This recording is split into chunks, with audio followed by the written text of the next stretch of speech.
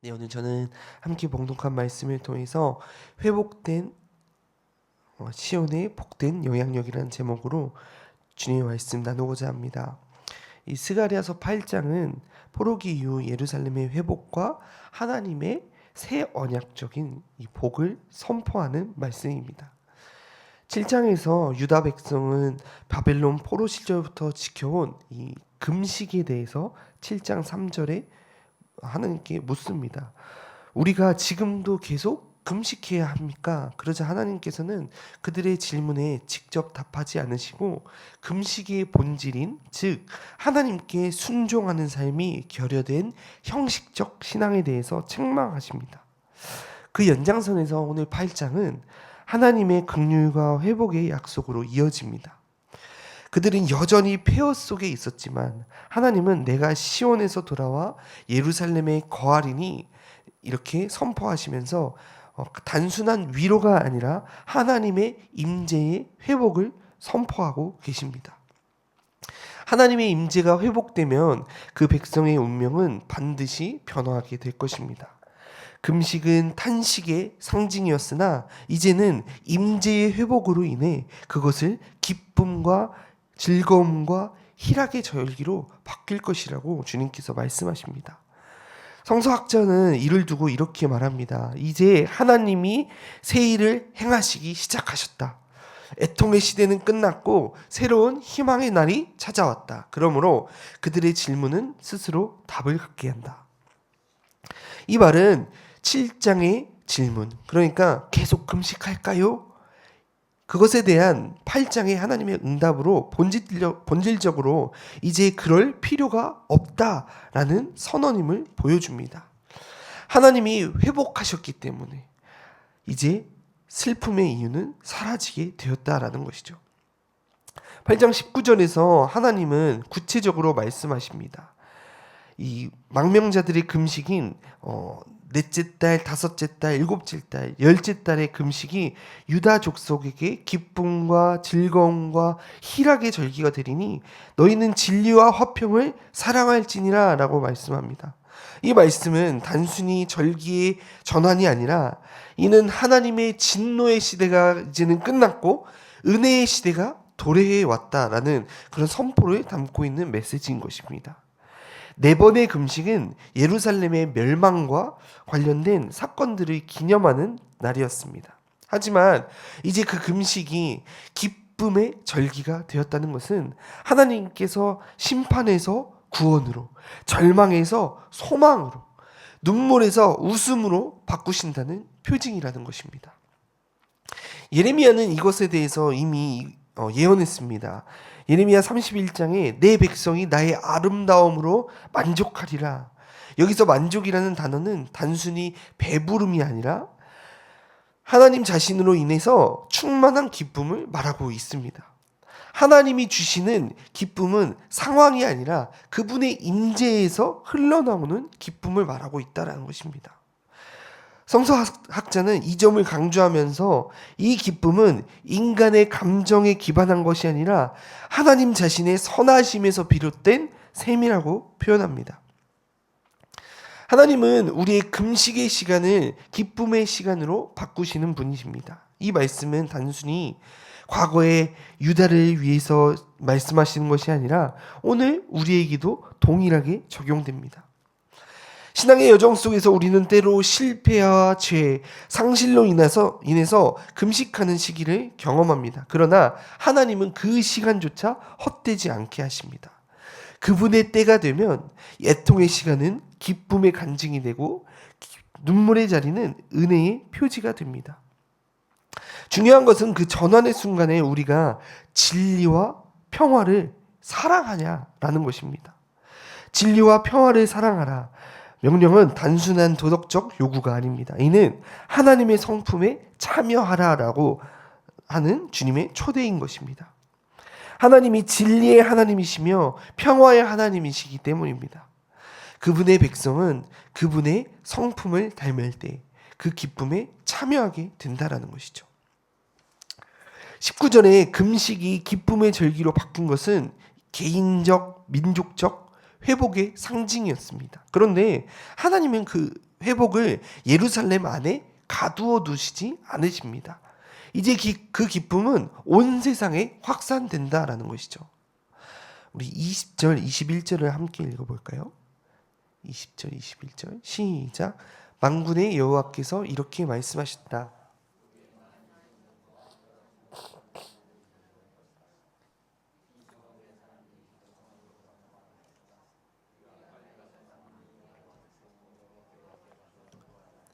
나도 할 것이다.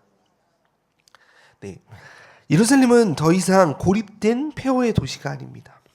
하나님이 거하시는 성전이 회복되자 열방이 모여드는 중심지가 되어버린다는 것이죠. 그들은 서로 말합니다. 가자, 여호와께 은혜를 구하러 가자. 이 장면은 이사야서 2장 2절 4절의 예언과 정확하게 연결됩니다. 많은 백성이 가며 이르기를 오라, 우리가 여호와의 산에 이르자. 시온은 이제 전도의 중심지, 열방의 예배의 중심지로 부활하게 되는 것입니다. 성서학자는 이 구절을 다음과 같이 설명합니다. 이방 민족들이 서로를 격려하며 하나님께 나아가는 장면은 그들이 이미 복음적 긴급성을 느끼고 있음을 보여줍니다. 지체하지 말자, 가자는 그 말은 그들의 믿음과 갈망이 드러납니다 라고 표현합니다. 하나님의 회복은 늘 확장적입니다. 그분의 은혜가 진정한 은혜라면 반드시 흘러나가게 된다는 것이죠. 자기 안에 머물러 있는 은혜는 진짜 은혜가 아닙니다. 하나님이 주신 기쁨이 내 안에 넘칠 때 그 기쁨은 주변을 솟아있게 한다는 것이죠. 8장 23절의 말씀은 이 예언의 절정을 나타냅니다. 우리 함께 23절의 말씀 읽어볼까요? 만군의 여호와께서 이렇게 말씀하셨다. 그날이 이르면 다른 언어들을 가진 다른 민족 10명이 와서 한 명의 유다 사람의 옷자락을 꽉 붙잡고 말할 것이다. 하나님이 너희들과 함께 하신다는 말을 우리가 들었으니 우리가 너희들과 함께 가겠다. 이 구절은 상징적으로 엄청난 메시지를 담고 있습니다. 이 10명이라는 숫자는요, 성경에서 완벽함을 이야기합니다. 즉 완전한 수의 이방인들이 한 유다 사람에게 몰려드는 장면을 말하고 있습니다. 이는 단지 민족 간의 그런 힘의 역전을 말하고 있는 것이 아니라 하나님의 임재를 향한 열방의 갈망을 상징하고 있습니다.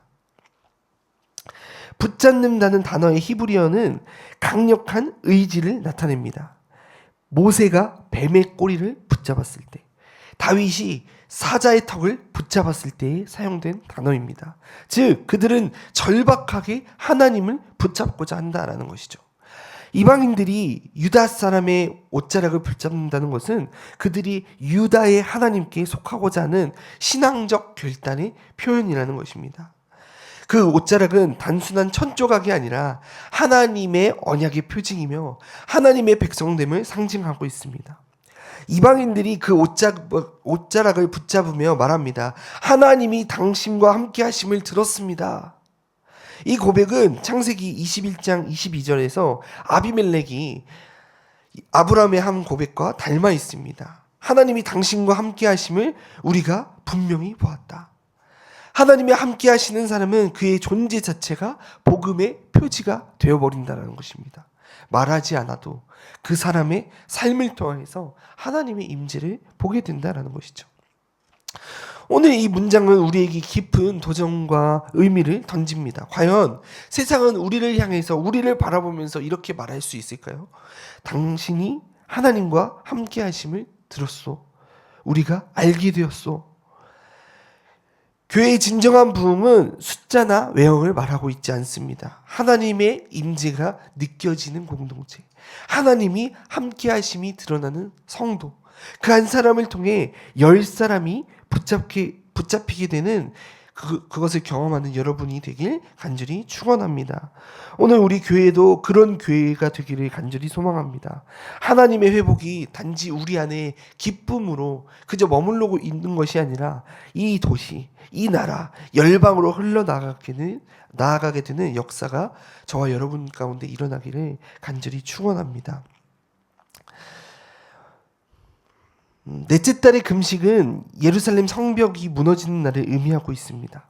또 다섯째 달 성전은 다섯째 달은 성전이 불탄 날을, 일곱째 달은 총독 그달리아의 피살로 남은 자들이 흩어진 날을, 열째 달은 바벨론 군대가 포위를 시작한 날을 기념하고 있습니다. 오늘 이 말씀의 금식은 하나님은 스가랴를 통해서 그 금식들이 기쁨의 절기로 바뀔 것이라고 말씀한다고 제가 말씀드렸죠. 과거의 슬픔을 잊으라는 것이 아니라 하나님이 그 슬픔을 통해서 회복의 증거로 바꾸신다는 약속입니다.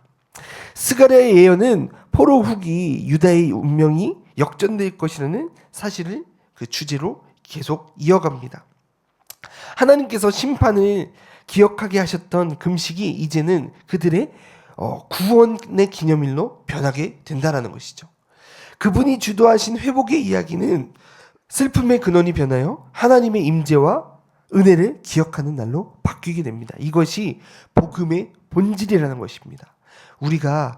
우리의 과거가 지워지는 것이 아니라 하나님 안에서 의미가 새롭게 회복되는 것을, 해석되는 것을 이야기하고 있습니다. 오늘 이 8장의 중심 윤리이자 전체 주제를 가진 이 진리와 화평을 사랑하라 라는 말은 히브리 원문의 이 진리, 에멧은 단순히 이 팩트, 사실을 의미하지는 않습니다. 그것은 성실함, 신실함, 언약에 대한 충실함을 의미합니다. 그리고 샬롬을 나타내는 화평은 단순히 평화가 아니라 이 관계적 조화와 공동체의 온전함을 뜻합니다.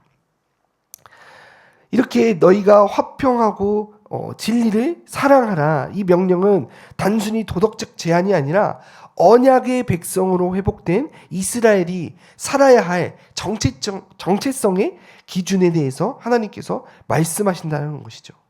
하나님의 회복은 언제나 도덕적 변화를 동반하고 있습니다. 이 은혜를 입은 하나님의 백성은 반드시 세상과는 다르게 살아가야 함을 의미하고 있습니다. 우리가 진리를 사랑하지 않고 화평을 실천하지 않는다면 우리의 회복은 형식적 부흥에 그치고 말게 될 것입니다. 진정한 부흥은 윤리적 순종과 관계적 화해가 병행될 때 완성된다라는 것이죠. 이 명령은 오늘 우리에게도 그대로 적용됩니다. 하나님이 주신 회복의 은혜를 누리고 있다면 그 은혜는 우리의 말과 행동 그리고 공동체 관계 안에서 증명되어야 된다는 것이죠. 우리가 진리 안에서 서로를 사랑하고 화평을 이루며 나아갈 때 하나님이 우리와 함께 하심이 세상에 드러날 것입니다. 오늘날 우리의 금식은 단순히 음식을 절제하는 그런 행위를 말하고 있는 것이 아닙니다. 우리의 마음의 금식, 곧 하나님을 향한 순종의 회복을 이야기하고 있는 것이죠. 스가랴의 시대처럼 우리도 금식해야 할 것이 있다면 그것은 거짓된 신앙, 그리고 깨어진 관계, 화평을 잃어버린 언어들일 것입니다. 하나님은 오늘 우리에게 말씀하십니다. 너희의 금식을 즐거움으로 바꾸겠다. 그러나 너희는 진리와 화평을 사랑하라. 그분은 우리의 마음이 변하기 전까지는 상황을 바꾸지 않으십니다. 왜냐하면 하나님의 회복은 먼저 마음의 개혁에서 시작되기 때문입니다. 오늘 우리의 금식이 기쁨으로 바뀌길 바랍니다. 그 기쁨이 우리 교회 안에서 다시금 진리와 화평을 사랑하는 운동으로 확장되길 간절히 소망합니다. 네, 오늘 말씀을 마무리하고자 합니다. 사람들이 우리를 바라보면서 그들과 함께 예배하고 싶다라고 느끼는 우리 공동체가 되길 간절히 소망합니다. 오늘 말씀처럼 10사람, 이방 사람 10사람이 유다 한 사람을 붙들게 됩니다. 복음은 여전히 우리를 통해서 흘러가야 합니다. 그리고 그 통로는 바로 하나님의 임재가 있는 사람. 붙잡히는 믿음의 사람들, 그들을 통해서 열린다는 사실을 기억하면서 우리가 그 귀한 역할을 감당하는 저와 여러분이 되시길 간절히 축원합니다.